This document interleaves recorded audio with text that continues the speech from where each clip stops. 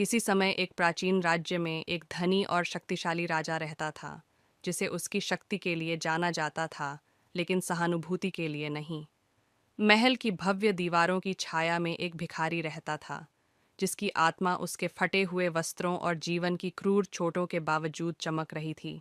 हर दिन वह भिखारी महल के द्वार पर बैठता था, राहगीरों को ज्ञान की बातें कहता और एक मुस्कान के साथ स्वागत करता था, जो उसकी परिस्थितियों के विरोध में था।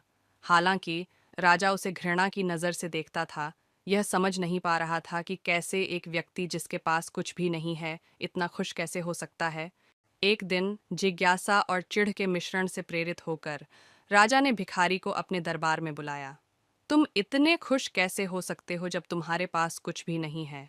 राजा ने पूछा। भिखारी ने उत्तर दिया, महाराज, मैं भले ही कुछ नहीं रखता, लेकिन मैं ज्ञान, संतोष और जीवन के छोटे छोटे आशीर्वाद में आनंद पाने की स्वतंत्रता से समृद्ध हूँ। राजा, इस दृष्टिकोण से अचंभित, ने एक सामान्य व्यक्ति के रूप में छिपकर भिखारी के साथ एक दिन बिताने का निर्णय लिया। उसके लिए आश्चर्य की बात थी, उसने एक ऐसी दुनिया की खोज की जहाँ दया ही मुद्रा थी और जहाँ कृतज्ञता ने सामान्य को चमत्कार में बदल दिया।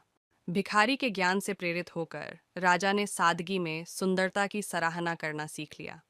उसने करुणा के साथ शासन करना शुरू किया और राज्य पहले कभी न होने वाले तरीके से फला फूला, क्योंकि समृद्धि केवल सोने से नहीं, बल्कि उसके लोगों की खुशी और कल्याण से नापी जाती है। भिखारी, जिसके पास कुछ भी नहीं था, ने राजा को सबसे बड़ा उपहार दिया, सच्ची खुशी का रहस्य।